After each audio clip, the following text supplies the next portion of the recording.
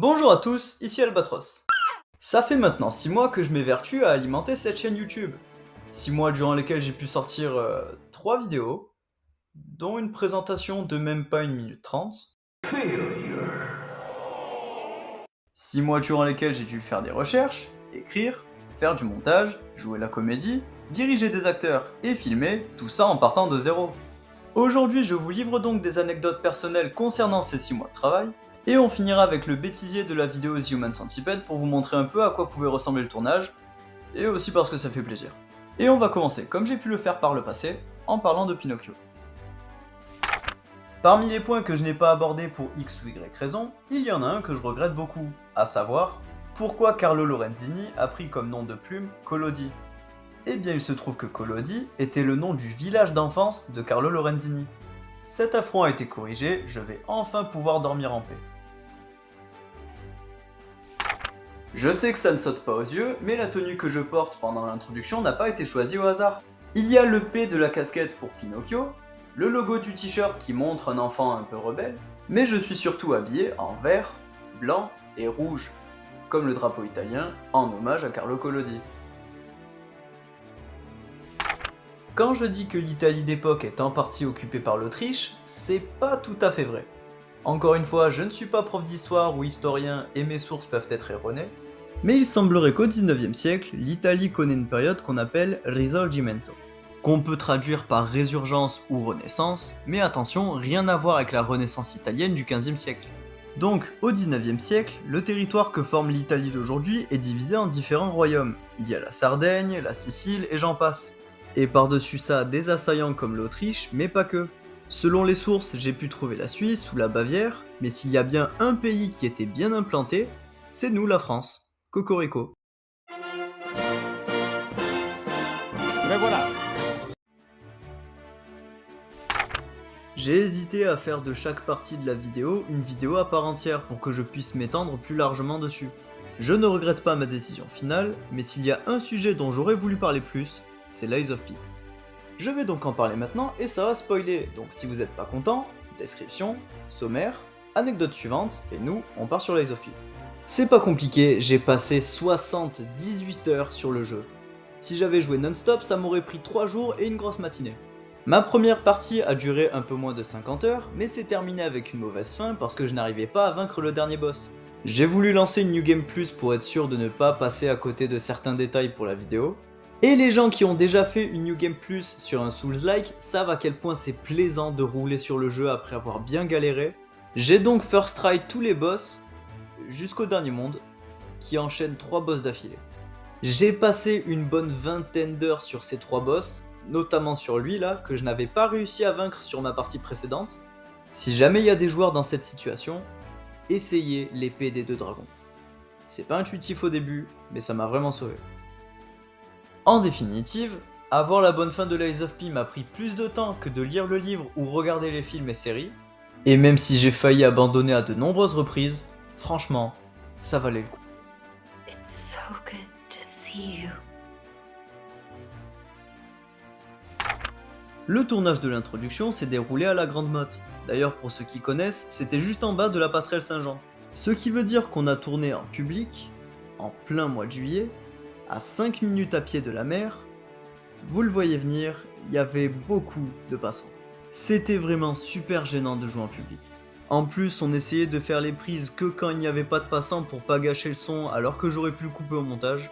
Mais heureusement, l'homme de la situation a su gérer ça, donc encore merci à lui. Je voulais que la sortie de la vidéo sur Pinocchio coïncide à peu près avec la période de rentrée scolaire. Sauf que le mois de septembre avançait à grands pas et la vidéo ne finissait pas. Je me suis donc forcé à mettre les bouchées doubles, d'où ce post où je promets de sortir la vidéo dans la semaine à venir. Semaine où je passais donc 8 heures par jour devant mon ordinateur pour avancer la vidéo, en plus des nuits que je passais à l'usine. Arrive le vendredi où je termine enfin la vidéo après 10 heures de montage, et alors que j'allais pour enfin la poster, l'alarme de mon téléphone sonne pour m'annoncer que je dois reprendre mon poste. Je retourne alors travailler en faisant bien la gueule, je vous laisse imaginer la frustration, puis à la fin de mon poste, je rentre chez moi et m'endors devant l'ordinateur en programmant la sortie de la vidéo. Je pense que j'ai un peu une malédiction avec mes sorties YouTube, mais on y reviendra. Une fois de plus, il y a une justification derrière la tenue que je porte. Alors ça ne vole pas bien haut, mais je suis habillé en marron, en beige et en jaune. Et bon, vous comprenez, marron, jaune, pipi caca. Je suis force jaune devant, marron derrière. Certes, c'est pas très raffiné, mais rappelons que les déjections humaines sont un sujet majeur pour Tom Six et les Human Centipede. Mais je ne vois pas le rapport avec la situation. Non, il a bon là. Le tournage s'est déroulé sur 2 lieux différents, une partie chez mes parents absents pour quelques jours, et l'autre partie dans la cave de l'appartement où habite Kwame. Le premier tournage chez mes parents a duré 5 heures durant lesquelles on a filmé en mauvaise qualité. Les images étaient inutilisables et il a fallu tout recommencer. J'ai donc dû m'organiser avec Kwame pour le faire revenir quelques jours après et refaire toutes les prises pendant encore 5 heures, et le tournage dans la cave de chez Kwame a duré environ 2 heures. Ce qui veut dire qu'on a tourné pendant une durée d'environ 12 heures, qui, une fois découpé et monté, me donne 5 minutes 30. Et voilà, je suis très désappointé! Un peu d'aspect technique pour les personnes que ça pourrait intéresser. L'intro de la vidéo sur Pinocchio a été filmée avec un Nikon Z30 par mon ami photographe dont je refais la pub au cas où vous seriez passé à côté. Toute la vidéo Human Centipede a été filmée en 4K avec l'iPhone de Kwame. Toutes mes prises de son hors tournage viennent d'un micro Snowball Ice de la marque Blue sur lequel je suis venu mettre une mousse. Et j'ai réalisé mes montages avec Clipchamp et OpenShot. Pour le nom du psy, je voulais faire un anagramme de Tom Six, un peu comme Voldemort dans Harry Potter 2. J'ai passé plusieurs minutes à calculer toutes les possibilités cohérentes avant de choisir de simplement inverser le I et le O pour passer de Tim Socks à Tom Six. D'ailleurs, le fait que le psy m'appelle Monsieur Tross est une référence au Dr Strauss, trouvable dans H et dans Les Fleurs pour Algernon. Et pour l'anecdote, quand je corrige le psy en lui disant c'est Albatros, c'est en partie inspiré de Hermione quand elle corrige Ron dans le premier film. Mais je n'ai pas réussi à bien le retranscrire au moment de jouer la scène. D'ailleurs, Kwame dit que ça lui rappelle carrément Panayotis Pasco. C'est Albatros. Parce que maman elle avait dit pas la moussaka. Pour en finir avec les tenues, sachez que le costume que porte Kwame appartenait au grand-père de Joey, alors que lui est en caleçon bichette, et le chapeau appartient à la mère de Joey. D'ailleurs, c'est elle qui m'a donné l'idée de cacher le visage du psy pour donner un cachet un peu plus mystérieux à la vidéo. Donc vous qui regardez cette vidéo, faites avec moi un grand merci à la maman de Joey. Merci maman de Joey. Au cours de mes recherches, j'ai remarqué que Tom Six est systématiquement représenté avec un costard et un chapeau. C'est tout. C'est pas l'anecdote la plus longue ou la plus passionnante, mais je vous mets au défi de trouver une photo de Tom Six où il est sans chapeau ou sans costard. I challenge you to a duel. C'est tout con, mais je voulais que l'ouverture de la bouteille fasse un vrai bruit de pirate. Vous savez, genre... Sauf que la bouteille de Jack que j'avais prévue a un bouchon vissable, et évidemment je comptais pas en acheter une autre. Donc pendant que Kwame avait les bras tendus au maximum pour montrer l'ouverture de la bouteille, moi j'étais juste derrière l'image avec une bouteille de rhum, et j'essayais de me synchroniser à lui. Et après plusieurs tentatives, je trouve que ça fonctionne plutôt bien. J'ai passé quelques années en fac de psycho et j'ai voulu y faire référence. J'y ai glissé un mini DSM-5, livre répertoriant les maladies mentales, et 5 leçons sur la psychanalyse écrites par Freud. D'ailleurs, le cahier que tient Kwame est mon cahier qui me servait à la prise de notes, et j'ai réalisé plus tard que Kwame y avait laissé un souvenir. Il a un piercing à l'arcade, un collier de barbe et une chevalière un peu usée sur laquelle est écrit Portienne Pré. Faisons maintenant un arrêt sur les accessoires de tournage. Le flingue est la réplique airsoft d'un Glock qui appartient à Kwame. La plume faisait partie d'un set de Death Note qu'on m'a offert. Tous les bouquins viennent de ma bibliothèque et il est possible que je parle de certains d'entre eux un jour. Les cigares appartenaient à mon grand-père et doivent avoir une bonne trentaine d'années.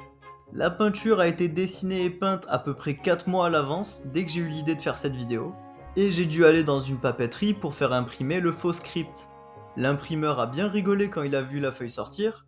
Je lui ai dit que c'était pour faire une blague à un ami, encore un grand moment de solitude.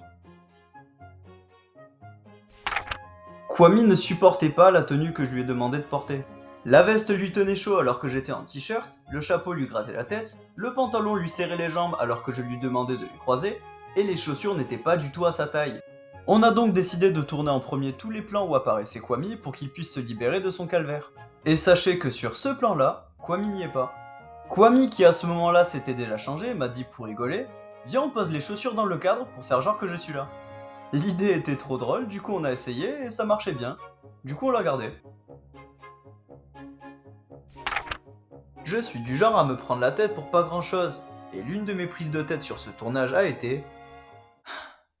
les verres de whisky.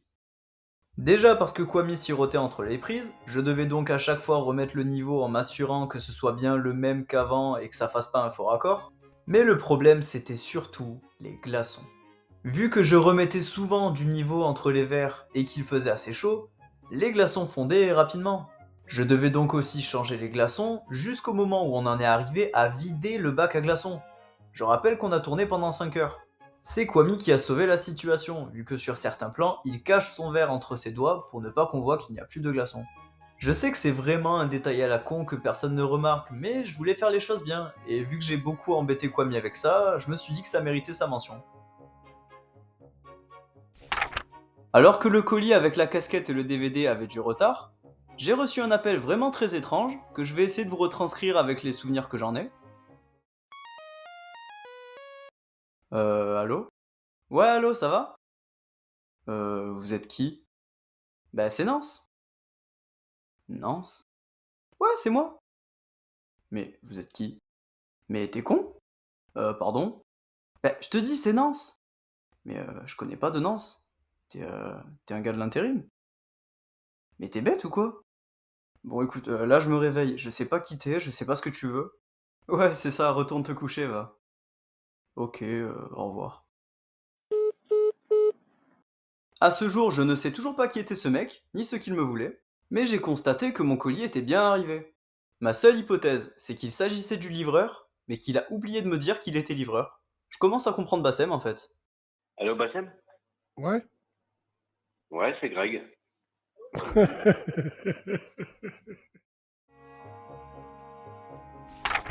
Revoyons un peu le steelbook du DVD, ça vaut le coup d'œil.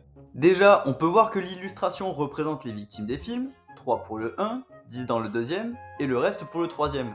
Par contre, le fond, on est bien d'accord, c'est de la merde.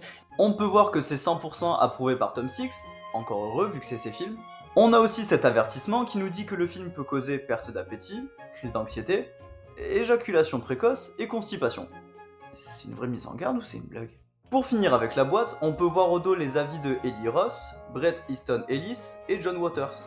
Dans la boîte, on a les 2 DVD représentant des peintures de Tom Six, mais on trouve aussi un livret avec des photos et un mot de remerciement écrit et signé par Tom Six. Je vous laisse faire pause pour le lire à ma place, vu que mes vidéos ont tendance à s'éterniser un peu. Puis on lance le DVD, on arrive au menu et... Sérieusement? Mais même le menu c'est de la... C'est de la merde! J'ai pas grand chose à dire sur les DVD à part qu'il n'y a pas de VF, et que j'ai eu des fautes sur certains sous-titres. Les bonus, eux, sont vraiment généreux, on a un making-of, des scènes coupées, on a même The Human Centipede 2 en couleur, mais on a surtout une fin alternative, une fin qui fait le pont entre tous les films. Et ça, je ne vous le spoilerai pas. Je vous l'ai dit, j'ai une malédiction avec mes sorties de vidéos, et The Human Centipede ne fait pas exception. Pendant les vacances de la Toussaint, je suis parti avec ma famille en Espagne. Et oui, c'était en plein pendant les périodes des inondations de Valence. Ne vous en faites pas, ni moi ni mes proches n'avons été impactés. Mais du coup, je suis parti en famille, ce qui veut dire que j'avais peu de temps pour m'isoler et avancer le montage, et surtout, j'étais dans un coin qui capte vraiment très mal la connexion. Et mon logiciel de montage ne fonctionnait pas sans internet, vu que je payais un abonnement premium pour avoir les données en cloud. Pas le choix, j'ai dû faire avec les moyens du bord, et j'ai réussi à respecter mes échéances et terminer ma vidéo le matin même d'Halloween. Je m'apprête donc à la poster et me rends vite compte que je n'ai vraiment pas assez de connexion pour la mettre en ligne. J'appelle donc Xavier qui a mes codes de connexion pour qu'il mette la vidéo en ligne à ma place. Xavier rentre chez lui, se connecte et ne trouve pas tout. Il essaye de retourner le problème dans tous les sens, mais il y a toujours quelque chose qui manque. Je lui dis de lâcher l'affaire, que c'est pas grave, qu'il a déjà beaucoup essayé, mais il s'obstine et n'abandonne pas. Il ne lâche pas et continue de chercher un moyen, alors que perso j'étais déjà en mode...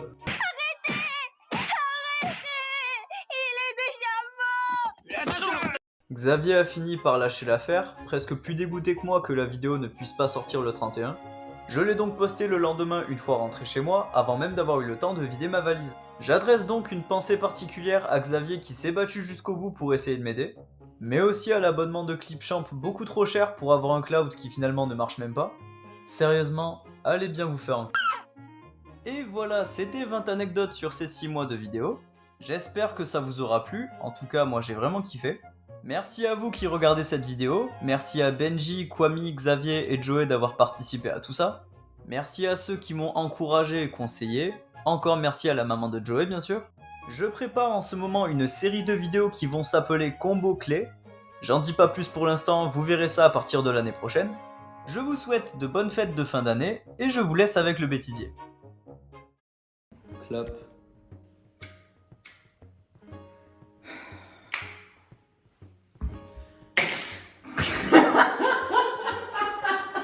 Putain, c'était prévisible. Bravo. Tu m'as démasqué le caf. T'as oublié d'applaudir. J'ai oublié. Oh, l'acting, il va être drôle cette fois.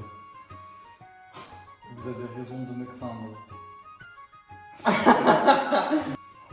Vous avez raison de me craindre.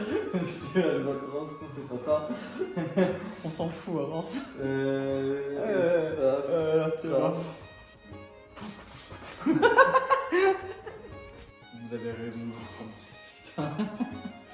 Vous avez raison de tromper, putain. Parce que j'essaie trop de me mettre dans le truc et c'est drôle. Allez. Vous avez raison de trembler. Et vous me devez bien plus que la peur. Non! Allez, désolé, je me mets trop dans le truc. Allez, ça prend un bêtise de fou. On fait des heures sup, hein? Ouais. Je suis Tom.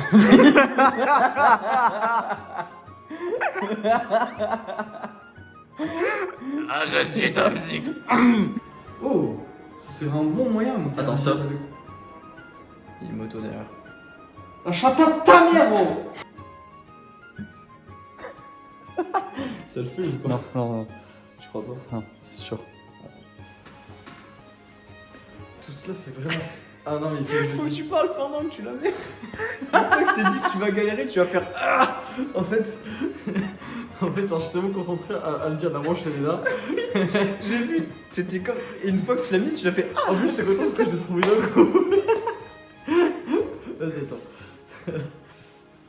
Tout cela fait vraiment froid dans le dos. Ça me donne la chair de poule. Ouais. Peut-être que je peux filmer plus haut. Oh putain, j'ai galéré avec ce putain de col de merde là. Avec le col de l'utérus, ça sur ce putain. Ouais. C'est pas évident de jouer. Quand on a pas d'expérience. T'as fait quoi Clément là? Il y a une truc de... T'es en train de sucer l'araignée? Non, je suis pas. Ok, Zendaya. Tout cela fait vraiment froid dans le dos. J'en ai la chair de poule. Commence à parler dès que tu la chopes. Comment? Attends pas pour la mettre. C'est sûr que c'est sur YouTube que ça va. On est fatigué. Ça fait bientôt 4 heures qu'on tourne.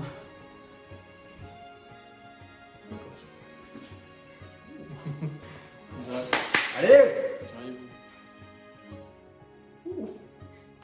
Où dis-je? Edwige. Je t'apporte le courrier, tiens. Ça tourne. J'en ai vraiment froid dans le dos. Non. Tout cela... Oh putain! C'est pas grave. J'en ai marre. Tout cela donne vraiment froid dans le dos. Tout cela donne vraiment froid dans le dos. J'en ai ta mère la pute. J'en ai ta mère la pute. J'en ai ta mère la pute. Et j'en ai plein. Hein. Ta mère la pute, y'en a beaucoup.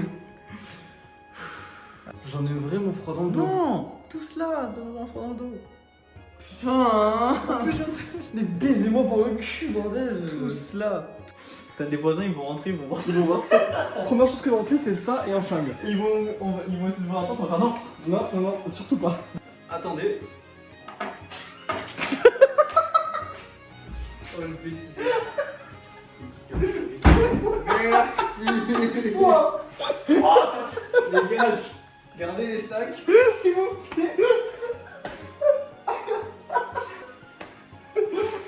Les gars, envoyez tout maintenant, comme ça c'est fait, d'accord?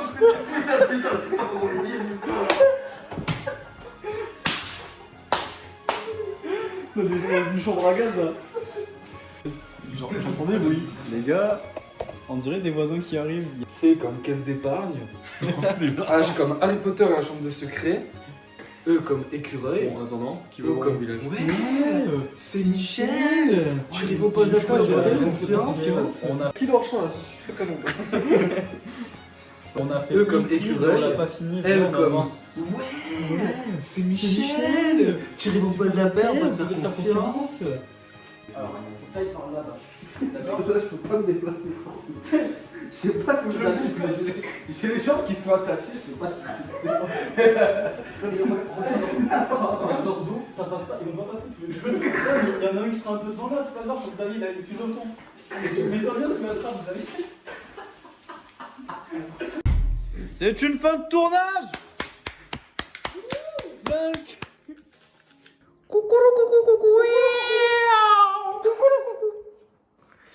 Bon, la cadrante.